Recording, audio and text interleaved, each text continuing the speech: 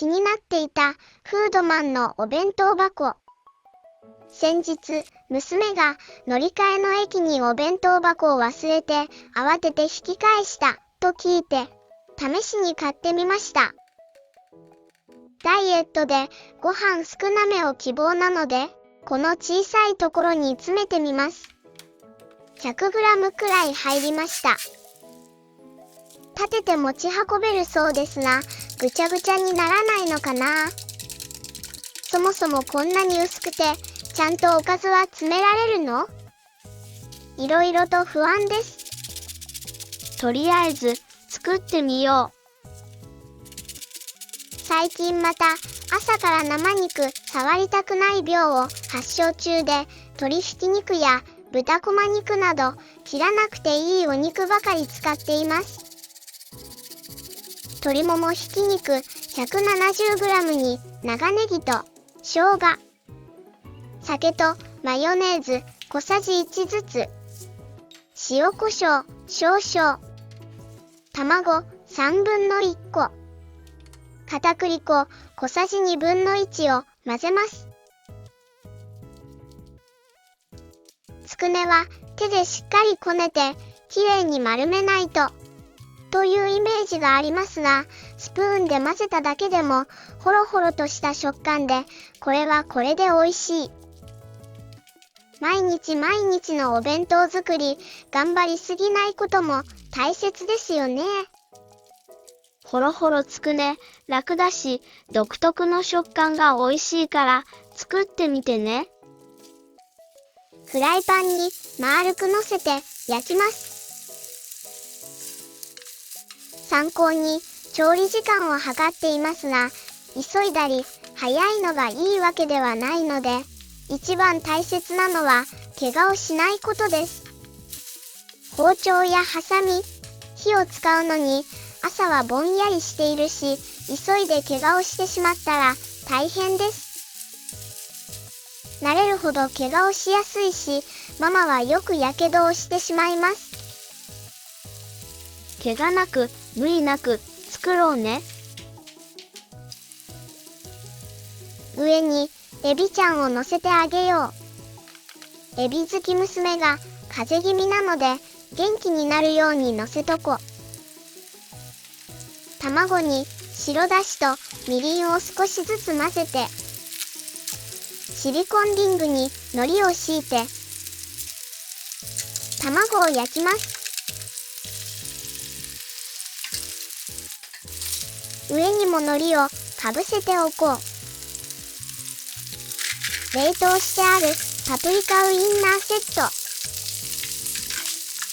ト。エリンギも一緒に焼きました。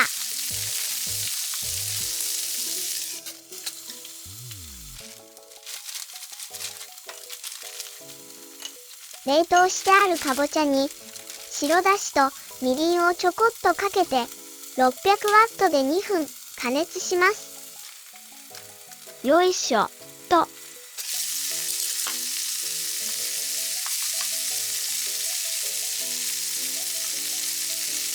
つくねをひっくり返したら、料理酒を少し入れて蓋をしました。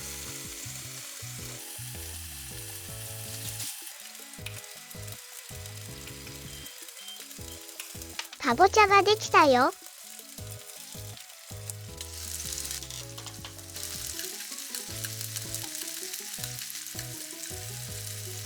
つくね用の調味料を合わせておこう。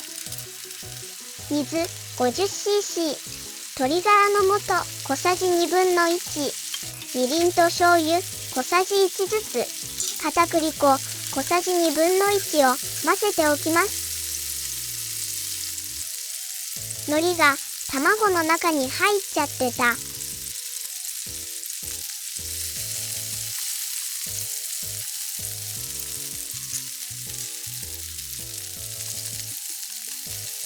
エリンギに味付けをし忘れています。果たしてママは気づくのか。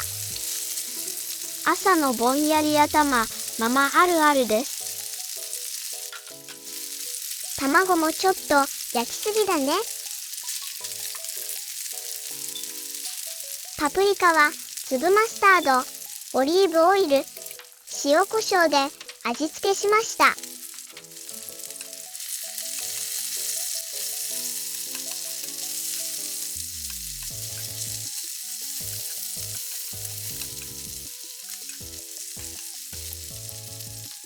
取り出して、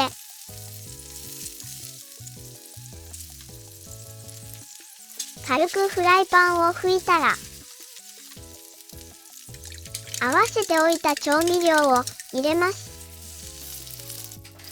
今回は鶏ガラベースの味付けです。片栗粉を少し入れたので、照りとろになるまで絡めます。他のひき肉は油が多いので、最近は鶏ひき肉を使うことが多いです。今回は鶏ももひき肉ですが、鶏胸ひき肉を使うときは、片栗粉やマヨネーズなどでパサつかないように工夫します。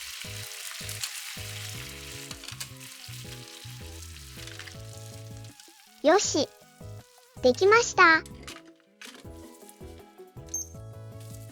1717。ママは気づいていました。エリンギの味付けを忘れていることに。バターを溶かし、醤油を少し混ぜてかけました。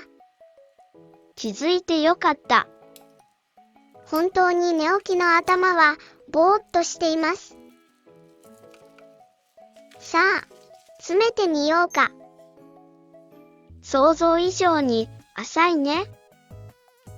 斜めに立体的に詰める癖がついてしまっているので戸惑います。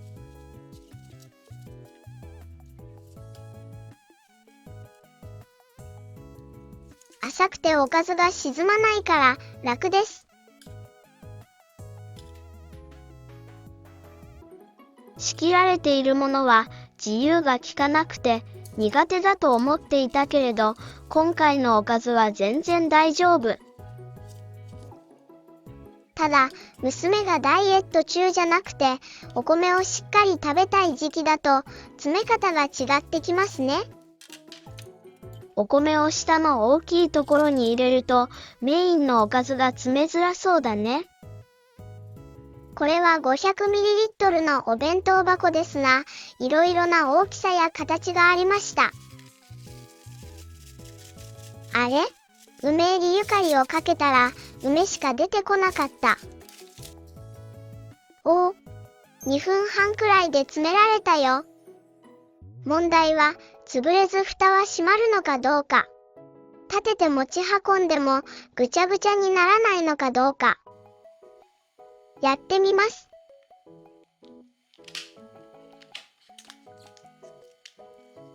蓋は閉まったよ。大急ぎで駅まで走った場合を想定してみます。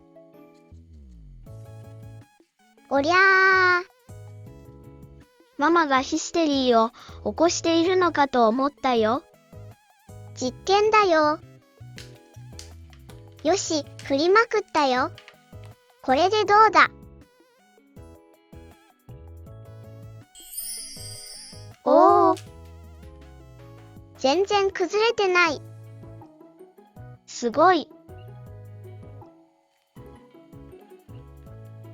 売り場に一緒にあったこの袋。色がいまいちですが、収縮性があってお箸も入るし、保冷機能があるらしいです。ランチクロスはなくても良さそう。